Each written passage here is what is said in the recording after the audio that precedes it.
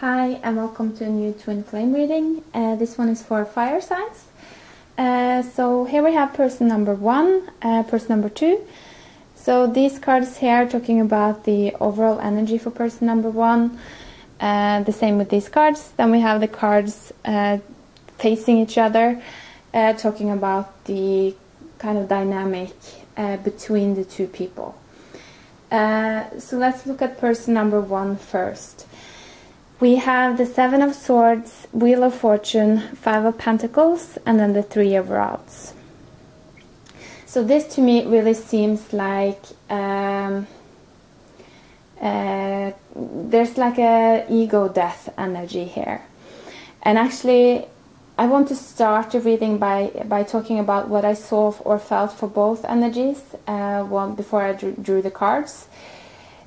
It's really that kind of an energy of like an ego death, of a lot of growth coming in, new opportunities, and of a lot of blessings. It's like a blessed energy coming in now for both people. A lot of gifts. But I think that for this person, you know, the blessings might come in ways that at first seem or feel uncomfortable, because it's really, for this person, it's a lot of like moving out of the ego and into the soul, like in a big way. So I think that this person will be hit with different kinds of experiences that will really help them to see everything from the perspective of their soul. And doing this is also what will bring them into that state of empowerment, where they kind of learn how to create what it is that they want in the physical. Because we have here, you know, the 5 of Pentacles. And this is a very interesting card, and it's talking about maybe having too big of a focus on the material. So if there are things that might be lacking within your life at this time, maybe you feel you don't have the opportunities that you want, or the relationship that you want, you know, don't keep your focus too much on that. This card is really about learning how to have faith, and through having faith, you know, that is how we raise our vibration.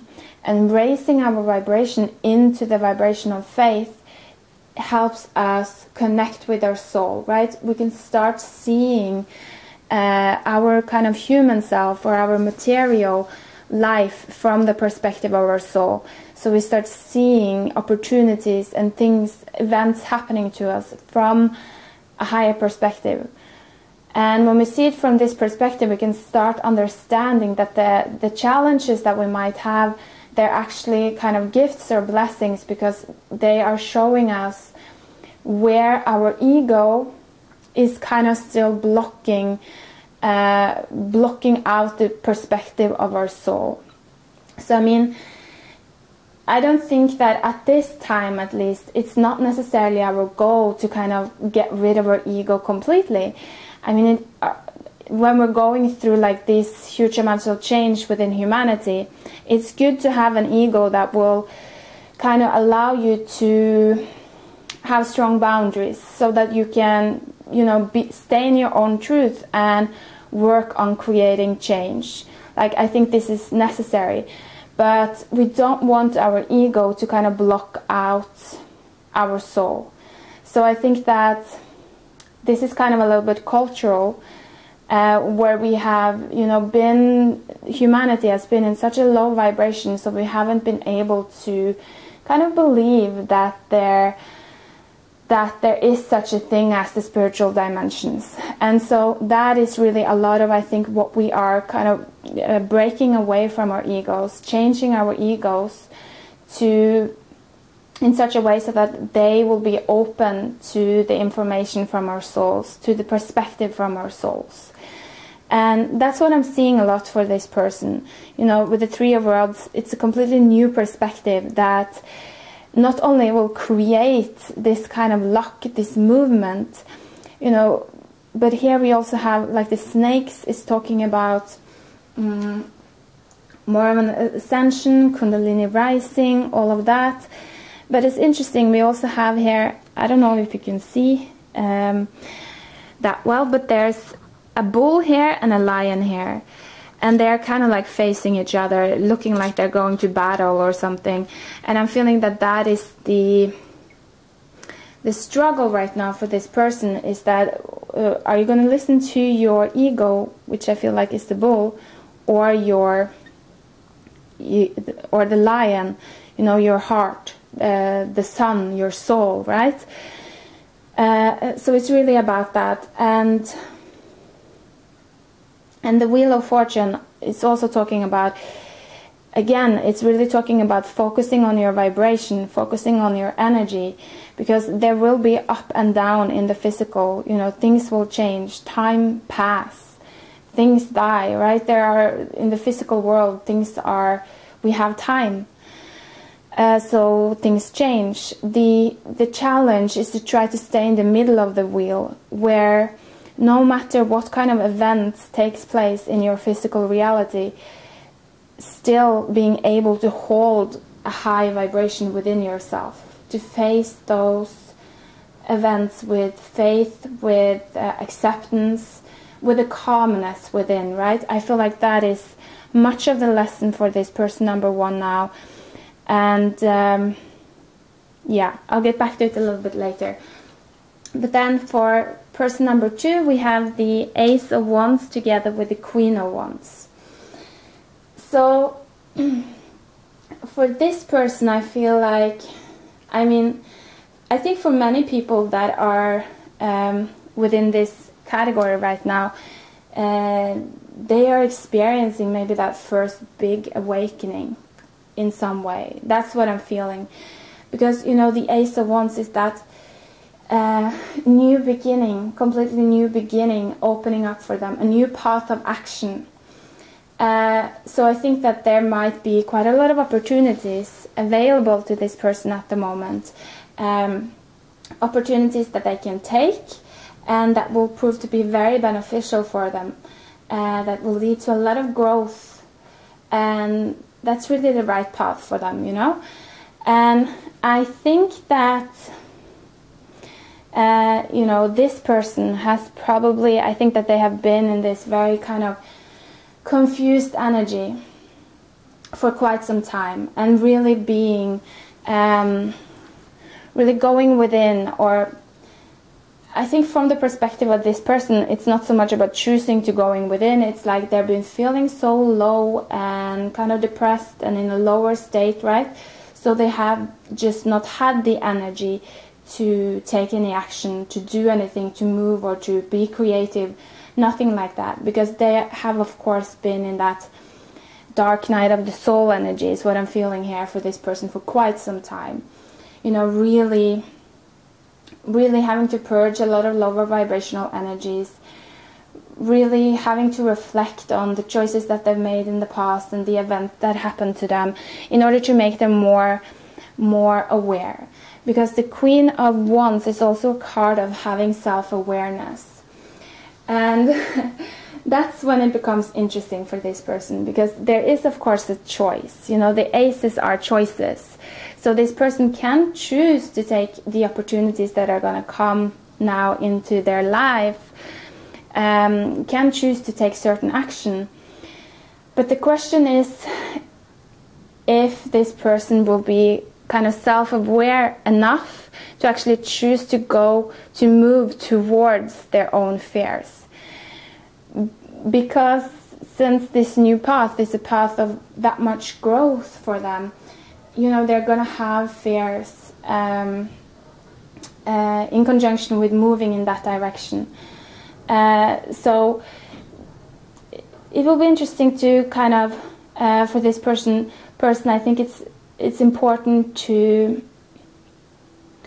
really be aware of your own patterns and to not deceive yourself, because that's kind of the shadow side with the Queen of Wands, you know. Don't deceive yourself.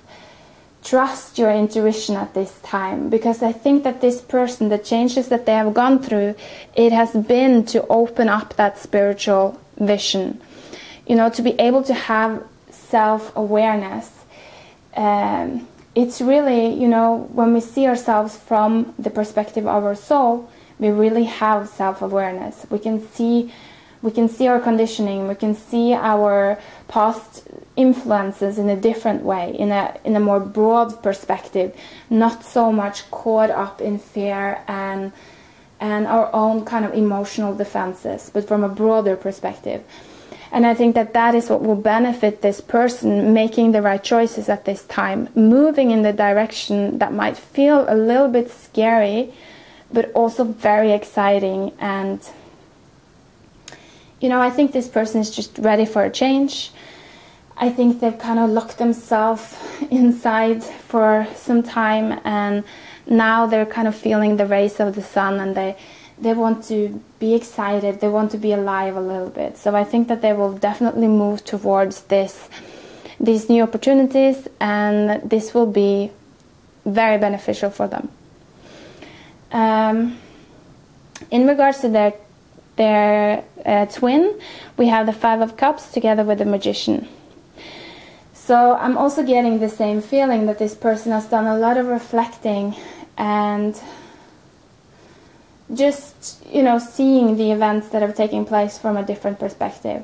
And I think that they've been in this Five of Cups energy for quite some time, of regretting the past, kind of looking at the negatives, looking at kind of being lost in those negative emotions, the painful emotions, the hurts from the past, not just in regards to the twin, but also like the hurts that led up to them kind of recreating those hurts, if that makes sense, with the twin.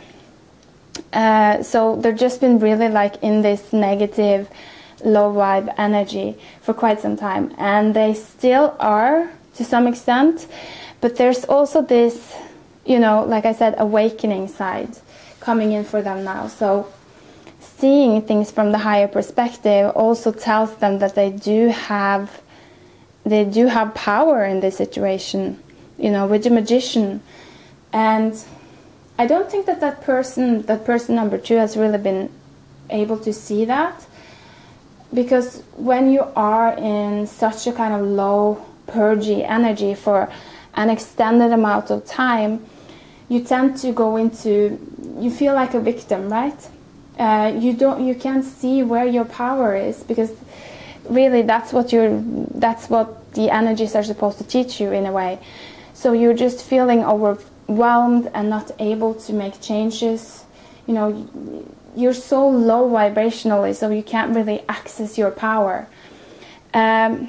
But now that there's a shift within the energies for this person, they do start to see that they do have power in regards to their twin. You know, they are starting to contemplate what kind of actions they could take in order to shift the situation with the twin, in order to bring it onto a path of more positivity. So, you know, there are still two cups here behind this person. So I see this person really being in there's a new kind of momentum here that's shifting them towards the light, towards positivity, instead of being in this very low vibration. So very positive shift for this person. And it's like more, for them, I think it will be easy to see that there is a time of blessing coming. You know, it will be kind of right there in the face, because they have been in such a low vibration. Excuse me. Then for this person, we have the Knight of Rods together with the Ten of Pentacles. So for them, I think that I'm feeling that they have been a little bit in the Five of Pentacles energy in regards to their twin. So feeling kind of left out in the cold, and also like, you know, thinking, why doesn't this person do anything? Like, I can't really do anything about the situation, but why don't they act? Why don't they do anything? And so being in this state, I think they are now finally just reaching a point where they have turned away. Or maybe I think this happened just, it's been a little bit back and forth, but now they are just turning away, and they are really wanting to focus their energy on themselves on kind of like building their own future. And this is very good, because I think for many of the people I'm speaking to here with these cards, is that part of what is being kind of part of the ego that is dying has to do with this kind of an energy in regards to the twins. So in a way, this is this is some sort of like energy of needing validation or wanting validation from another person. And of course we do that. That's how humans are today. But I think that this person is now learning how to find that validation within themselves to a greater extent. And this is really bringing them into their own power. And so with the Knight of Rods, usually we say that this energy is a little bit unstable. Like it can move very quickly, but then suddenly it stops. And that's because, you know, all the knights within the Rider-Waite system, they are the element of air. And then the Knight of Rods, of course, is fire together with air. So if you think about those two elements, you know, if the fire is very strong and well established, and the wind is not too strong, you know, the wind is just gonna make the fire bigger, make the fire like move quicker and just like burn away. But if the fire is not that established, it's like small, and there's a lot of wind, you know, the wind will completely take out the fire. So that's what I'm feeling that this person is learning now. It's like how, and of course, you know, wind is a metaphor for thoughts and also communication. And fire is a metaphor for kind of like your passion, you know, your creative inspiration, your ability to take action based on your inspiration. So I think this person is learning a lot about how to master their own mind in such a way so that it doesn't take out their creative fire.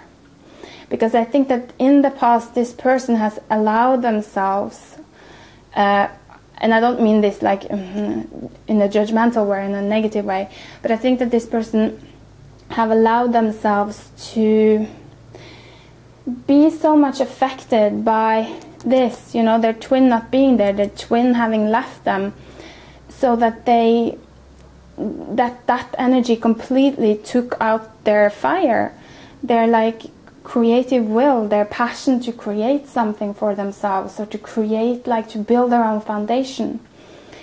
And so now I think that them now choosing to turn away from the twin and choosing to focus more on themselves is really going to teach them that. It's going to empower them in such a deep way so that they will be able to really start tapping into that creator energy. And that's also why it's so beautiful to have the Ten of Pentacles here, because the Ten of Pentacles, I mean, it's a card of wealth. So it's a card of, over time, taking action in the physical to create kind of like an empire, or to create the life that you want, you know, to everything within your life. You are now, as a fire energy, you're starting to really create those foundations. You're starting to really become aware of the strategies that you can use in order to, you know, in order to keep your creativity high at all times.